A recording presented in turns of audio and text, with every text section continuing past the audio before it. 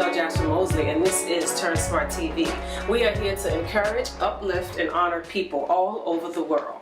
I'm here today with Patricia Pates Eaton.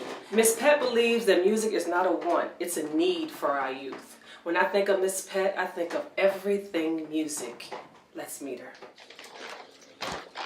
Hi, Miss Pat. Hi, Miss Rochelle. Oh, this is for you. Thank you so much. But the lady told me that it was Isis. Smell it. Isis. It's amazing. Yeah, And you know purple is my color. I do. So I'm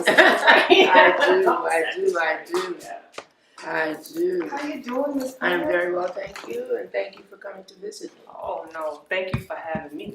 Yeah. Thank you for having me. I read your bio, and it was really amazing. Well, you read one. It was amazing, though. Yeah. It was amazing. So what brought you to New York from Chicago? I came to New York really to be involved in music. Music is my profession. Music is what I went to school to do.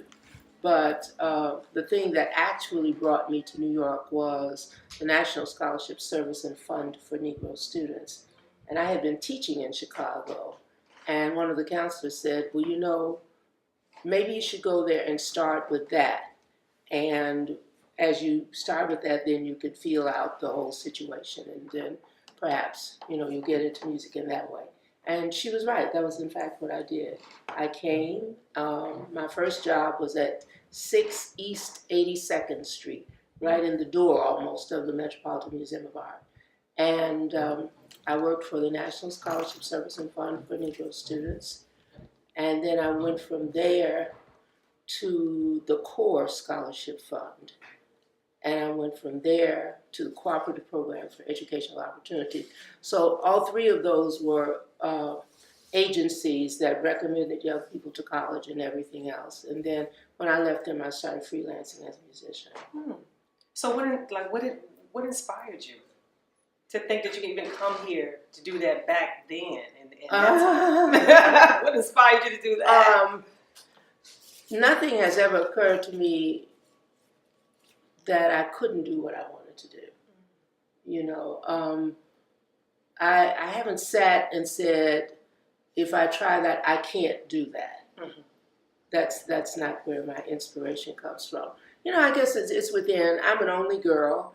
Mm-hmm. I'm the youngest of three. Okay. And when you have older brothers and you're trying to keep up with brothers, and you're a girl, mm-hmm. I mean, you don't think about what you can't do. You think about, how am I going to keep up with these legs that are in my eyeballs? You know? So I think that's about what mine has been, you know. And I have brothers who are high achievers. So. Oh, okay. Mm-hmm. What is the Mississippi Project? The Mississippi Project was actually this happened in 1965, and that was a time, as you know, I mean, by watching the Selma movie and everything. You know that things were really hot in the United States and hot in the South. And I had always spent my summers in Mississippi. I mean, I can keep you here all night talking about this. Mm-hmm. But my grandmother was born in 1878 in Macon, Mississippi. And we spent our summers with our grandmother. We had to go there every summer. And so I was very familiar with Mississippi.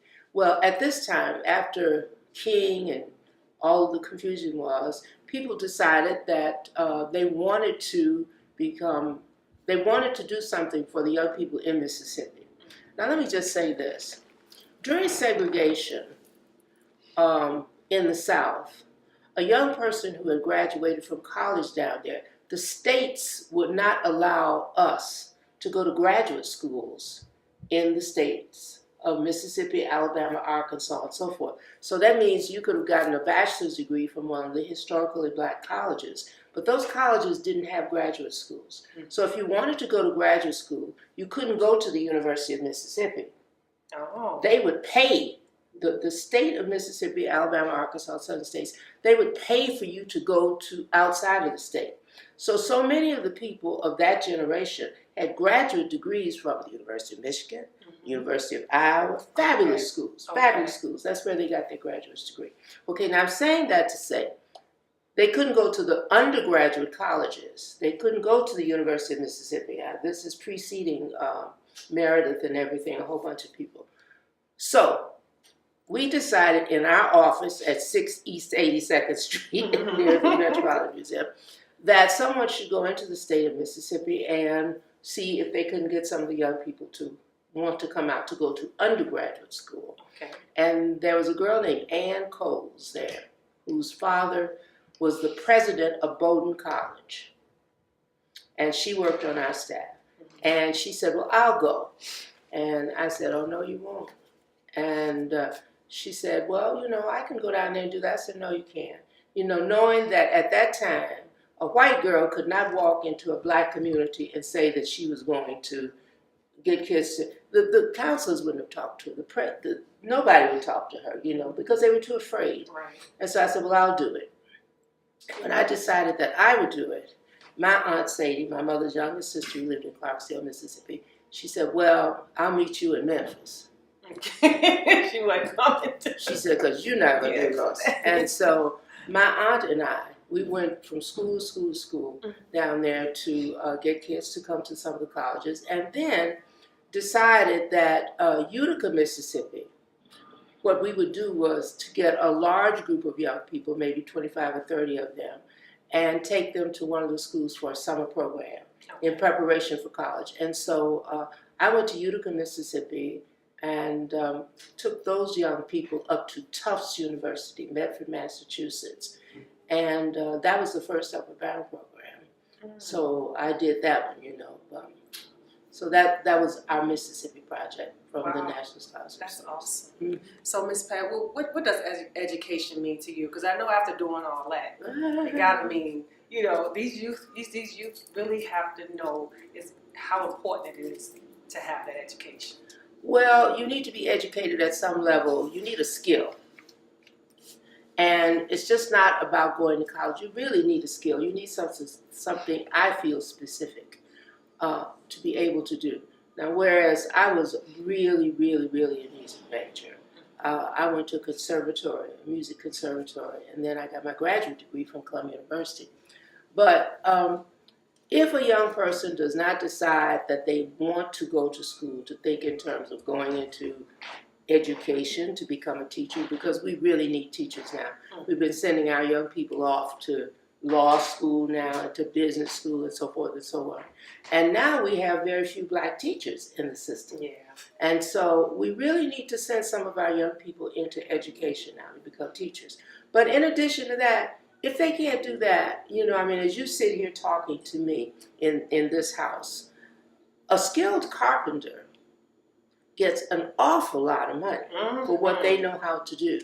If there's anybody who knows how to work on this woodwork, for instance, in this house, that person will make an awful lot of money. When a plumber walks in to do your plumbing, before he has done anything, he's just standing there looking you in the face, and you've paid him $75. Just to look at you. Just to look at you. Think about electricians, how much money they make. And most recently, as they've been working on this pipeline out in the West, they have found that they need welders, and that there are people who are not skilled in welding. And what they actually did was they set up a special welding school in one of the junior colleges out there, and there are young people who go to welding school at 11 o'clock at night to learn the skill of welding, because welders make so much money. I can't begin to tell you how much a welder makes on one of those high-rise buildings, for instance. I mean, they make up in the hundreds of dollars per hour. So it's not just going to school to get academic education. We need people with skills. And the unfortunate thing about our educational system was that they took that out of our schools. You understand? We had all kinds of skilled schools, and they have shut those down. Sometimes I feel, Rochelle, I feel very strongly in my heart that there are people who really work against us. And I think it's organized working against us.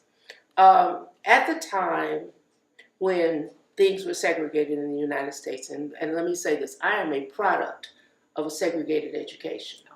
I am that. Now, what do I mean when I say that? I went to school on the south side of Chicago. Our schools were segregated. People said, oh, it's such a terrible thing. You went to school by yourself, and black folks here, black folks there. Well, I'll tell you this. They told us at that time that we had to be 3 times better than everybody else in order to make it. And you know what? We were. Absolutely. We were. There was no choice. We had no choice. There was no choice. We knew that we had to be excellent in order to make it. And when I think of my young friends and the people that I even taught in Chicago before I came back here, you know, it was the same message and everything. But we had images in the community. We were segregated. Therefore, the doctors lived in the community. Right. The lawyers lived in the community. We had black businesses in the community that we patronized. And we knew that we were successful at that time. Now that we have become integrated, hello, and our children now are feeling that if they speak correctly, that's being white and that's not good. Right. And yet we knew then if we spoke correctly, that was because we had to do it. Exactly. Okay. So, you know. Well, we have now this thing called Generation Me, where these kids, our kids are living in a microwave world. They want everything in 30 seconds, and they don't want to work hard and long for anything. So what type of encouragement or something that you can say to help those kids? The Generation Me, well, let me just say Generation Me. Not only that, not only Generation Me, and it's in, as you said, it's in everything. I particularly meet it in music. You know, I run into people all the time who want to hire musicians, and Generation Me, they don't know how to read music. Yet they want to be hired to do things. Yeah, they don't know the skill. I still say this, that those people who make the most money out there are skilled at what they do. And you will find that those who come up, Generation Me, that it will be there immediately with some of them, very, very few. And then they'll be off the scene. Even with that few, they will be off the scene. What they call them, the one-hit wonders? One-hit wonders. One-hit wonders. One-hit wonders, and they will be off the scene. If you want to stay there, you know, it's like I'm saying about being a carpenter. You know, there are people who know how to frame out this whole room and do large, put up the sheetrock and put that stuff up and everything. But the people who walk in here who really make the money are the people who know how to draw those designs in that room. You see, they're skilled. The more skill that you have, the more money you make. And that's in any field. I mean, as a hairdresser, you know, there are people who can come in there and go blip, blip, blip, blip. But the hairdressers who really, really make the money, they're the ones who know how to weave that hair in. They're the ones who know how to glue that hair in. They're the ones who know. The fast and efficient ones. Yes. They're the ones who make all the money. Yes, and you know, you must be efficient about what you're doing, but you also must be skilled at what you know how to do. You know, put on one eyelash at a time, not all a bunch of them and everything. You know, those are the people who make money. Know how to make the makeup. Know how to do the whole thing. Those are the people who make the money. Yes. Why do you think our kids need music? Well, we all need a sense of beauty in our lives. It's not just music. You know, I say that as a musician. We need a sense of beauty in our lives. Music is what we call, is a part of those areas that we call the humanities. In all cultures, there is some form of music. We came over on our slave ships, and we brought our drumming with us and everything else, and we brought our sense of tune. And now, whatever we call, that music that we call American music is that music that was created by people of color in this country. In actuality, it is.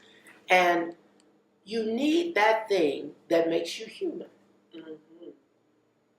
And music happens to be one of it. One of those things. Art is another thing.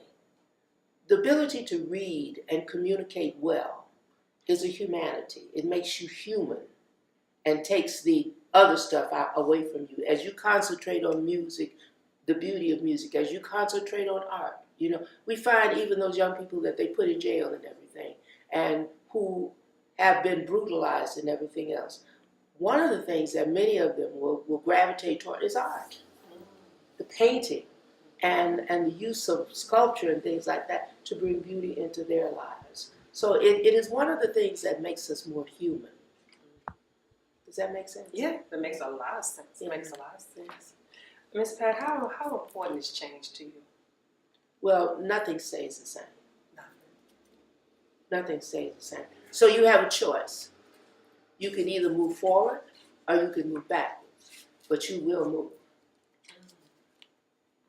No, nothing stays the same. I mean, as we sit here, we know that the atoms and the molecules around us are in motion. This wood is in motion. Nothing stays the same. And if it sits here long enough, it'll go to dust. It doesn't stay the same. We don't stay the same, you and I. You know, I mean, at one time I was real pretty and fine legs and all narrow and everything else. And guess what? Now I'm fat. I look like Miss Magoo and the whole thing. My hair is all gone and nothing stays the same. So you have a choice. You can either go forward or you can go backwards, but you will move. So when you moved to this community, Yes. how did you realize, how did you think in your head that I could come to this community and just help these people in this community and we're going to make a change? Like, what made you think you could really do that? Because I never thought I couldn't do what I set my mind to. I mean, and it's a beautiful community. It is that. It is beautiful. It is that, and it's very much valued at this point. When I moved here, my neighbor, 2 doors down, bought her house for $14,000. Okay, house looks exactly like this. She paid $14,000. We were surrounded by drugs at that point. These were what you call Class B rooming houses. Mm-hmm. There was somebody living in almost every room in these houses when we moved into them. And many people did not have the vision. You know, the Bible tells us you must have vision. Mm-hmm. And if you don't have vision, you will perish. You must be able to see beyond where you are at this time. You have vision. You're always moving to try to do something else and everything. When I came here, having lived on the south side of Chicago, Chicago has beautiful parks. Beautiful parks. Mm-hmm. And I don't care how poor the neighborhood is, there's the park district in Chicago. And it's their responsibility to keep parks beautiful. So you can live in a trashy neighborhood, but the park is beautiful, you know. So when I moved here, and that park looked horrible. I mean, it looked like there were about 4 blades of grass out there. Wow. And every other house almost around these corners had people in them. They were drug houses, you know. Our community had been flooded with drugs. And our young people were taking drugs. A young man next door was on PCP or whatever that latest thing, a chemical drug. Right. And I can remember him standing on the top of that building threatening to jump off and stuff like this. Wow. This was the neighborhood when I moved here with my baby for her to grow up in this community. But yet I knew that if I could get the people to come together, and this is true not just here, but this is true anywhere, if we can bring together people of like mind, we can change. So what I did was I literally wrote out a little piece of paper and mimeographed it, because this is 35 years ago. I mimeographed it and put on each person's door, we need a community organization. Come and meet me at such and such a day, at such and such a time, and let's talk about it. Now that was really my little white piece of paper with my little scribble on it.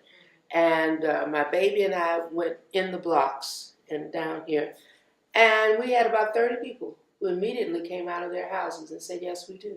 Wow. Now how do we do this? You know, and because my father in Chicago, my father was a union organizer. He had, my dad worked for the post office, and he worked for the post office at the time that 8 Philip Randolph and all of them were organizing unions. Well, I want you to know that black people could not join the letter carriers union. That is the union in the post office. And so the black people established their own union, which was the National Alliance of Postal Employees. And my father was one of the organizers of that. They went around the country organizing black postal employees into their own union. So I'm saying all of that to say that was across our dinner table. We heard this in the dinner table. Okay. Then when we moved into another community, my father organized the Block Association, and I saw that happen. So I knew. So you had some skill in that. You I had knew already seen it done. Well, I had seen it being done, you know. So I knew if I could get people to come together, well, there are people around this corner who had grown up in this neighborhood and they had not given up Harlem. Right. So we came together and we formed a community association. And I'll tell you, even though right in this community, we had everyday sanitation pickup. People don't believe that to this day because now you have it on certain days during the week. It was every day around here, and yet our streets were filled with trash. Wow. Now, why is that? Because people in their heads knew they lived in the slums. I didn't live in the slums. They did. Right. It's all a state of mind. It's your state of mind. I tell people that all the time. Just because you live in the projects, my mother always said, we live in the projects, we're going to have the prettiest one, the cleanest one. Right. You know, we could eat off our floors. Absolutely. And so, as I said, they lived in the slums. I didn't live in the slums. I said, the garbage truck is coming by here every day. What is wrong with us? Why do we have all this trash? Why are they throwing their trash out the window? I hadn't seen that before. I mean, people literally would throw their garbage out the window. Oh, my God. And so anyway, that's where we started. We don't live in the slums. No, darling. These houses are very beautiful. Yeah, and so really, 30 years ago, we also started a house tour. Wow. And, we would, on the weekend before the house tour, it is the second Sunday in June of every year. We have a house tour. We open the doors of about 12 houses. Okay. But we did it then. And it was amazing. White people started coming up here saying, they were confused.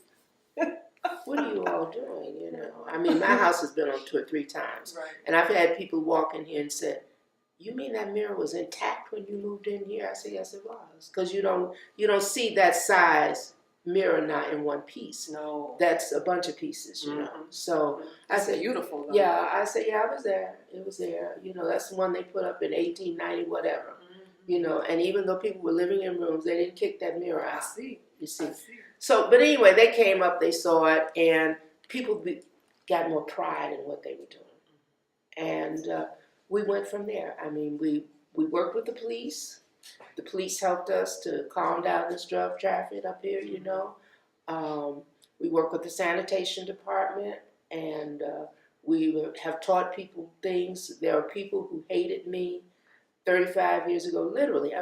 Please. I mean, and I'm sure they love you now. Well, we get along. I'm sure. We get along, But, yeah, we get along because I also encourage them with their children in school and everything else, And then they would come to me and say, well, where do I send my kids to school? I said, well, you have to send. That's the last frontier. Right. Really, let me just say, as you ask about this,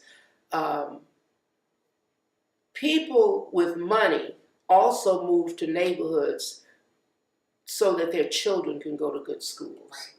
And we think we've internalized that, but we have not. We have not internalized that to the extent that we should, because we don't understand as people of color that if 20 black folks walk up in the school, they can change the school. They can throw the principal out. They can do anything necessary. We wait for someone else to do it, just like people are waiting for, I won't call her name, but anyway, to do it for us and our children. No, we can do that ourselves. And so that's really our last frontier. I feel one of the last ones in this neighborhood, I mean, we got that other stuff kind of under control, but that's one of the last ones. I heard a lot about 3-on-3 Presents. What is that about? Well, that's one of my little projects, and I keep projects because I'm an old woman now, and I accept it. I created 3 on 3 Presents. It's once a month. You saw that on my door out there, I'm sure. It's once a month. I have a concert. Okay. And I don't make any money. That's what I do sometimes with my Social Security. I end up paying out money. But once a month, the third Sunday in every month from October through June, the third Sunday at 3 o'clock, I have a concert. Now, yesterday, I had a gospel concert, and it was extraordinary. A young woman named Nicole Pfeiffer, who is she's fabulous. She's just sung everywhere. Now, why did I do that? Well, I really didn't start it for the gospel and the other, we do jazz too. I started it because our young classical singers don't have any place to sing. And that's why I really did. Now, that one time, the church used to be our theater. But now our ministers are so ignorant, and I'm going to say that again. Our ministers are so ignorant. They are not well versed in many, many things. And so therefore they have excluded classical music from the church. That's right. They've just about, so now you go to church, all you hear is gospel music. Right. Well, that's fine. You know, I mean, if that's it. But the fact of the matter, all the kids who are going to school now and study in classical music don't have any place to perform. Right. And so that was really why I started it, because I want them to have a place, a venue or something. And so out of those 10 performances that I do every year, at least 6 of them have to do with classical music and young performers. Oh, okay. Mm-hmm. That's great. That's awesome. So that's 3 on 3 Presents. That's it, you know. So, Miss Pat, we got 2 types of people in the world. We got hammers and we have nails. Which one are you? Oh, I'm a hammer. You a hammer, definitely. I'm definitely. Definitely a hammer. But I'm not in your way. And I try to stay out of people's way, but don't mistake it. I'm definitely a hammer. Okay. And I know that. Okay. So if you could change anything in the world, what would it be? Oh God. Anything. You know, I think it's almost redundant to say I change racism. You know what I'm saying? I mean, it's, you know, what are you talking about? You know. You think 20 of us could walk in and just change it all? You think we just walk in together and just change it all like we can do the schools? No, I don't. No. I don't, because just as in schools, people benefit from our ignorance. There are people who make money from us being impoverished. There are people who, you know, how can I say it? The get fast economy. There are people who make money from us trying to do things one shot. Right. They make a lot of money off of us. There are people, as long as poor white people are being kept in poverty because they hate black folks. They don't understand that if poor black folks and poor white folks came together, that they would be such a force that they could change things. Exactly. But people make money keeping us separated, fighting each other. Right. See? Right. You know, I often say that I really sincerely believe that King was killed. It didn't have nothing to do with nothing else. There were 2 things that King did that I believe got him killed. One was to go against the war in Vietnam, because he was going up against the military complex. People make money off of war. Billions of dollars, trillions of dollars off of war. Selling weapons and having folks fighting each other and everything. That's one group. And then you have the other group, which is the poor. People make money off of people being poor. You know, People being addicted. People being addicted. People make money off of that. And they want to keep you poor, and they want to keep you addicted and everything, you know. And the people who spend the most money are the people who have the least money. Now, what do I mean? if you're only making $350 a week, you got to spend all of that. Right. All of it. You got to spend every single bit of that in order to live. Right. People make money off of the poor. See, now I would change that. That's what I would change. Miss Pat, what do you know to be true, Warren? I don't know. That's that's hard one, right? That's I know to be true that I feel that there's a God. I feel that's true, as far as I'm concerned. Mm-hmm. And how do you want to be remembered? Somebody who tried to make a difference. And you have. You absolutely have. When I walked here from my car, I was like, "This is a beautiful, beautiful area." It is. The brownstones are beautiful. Even the park, because when I moved to New York, I moved to New York in '92, and that park, I don't think that park looked much like that at all. When I moved out here, I mean, I would just hate to tell you what my husband said. He knew I'd lost my mind, but he loved me and he would go along with my projects and everything. But I mean, his words are, "Trish, I don't know why you want to live here." I don't know why, because we were living in Queens, and I acted like a bad child. I acted just like a bad 2-year-old. I said, "You got to get me out of Queens. I can't stand it here." And it got me a car so that I could go back and forth. I don't want to be in no car. I want to be in Manhattan. I did not move to New York to live in Queens. I moved to New York to live in Manhattan.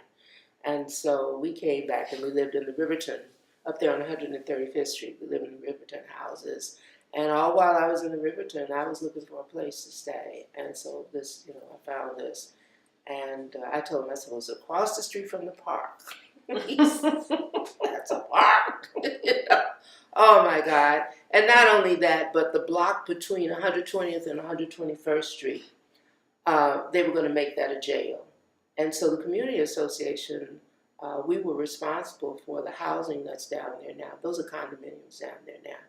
But we fought tooth and nail, sat in meetings at 3 o'clock in the morning and all kinds of stuff to get them to change the plan. The state had planned to put a jail for one block right down the street here. So that was one of the big triumphs of our community association. Thank you, Ms. Patricia, for having me. Please follow us on YouTube, #turnsmart, Instagram, Rochelle804, and Twitter, @Rochelle804.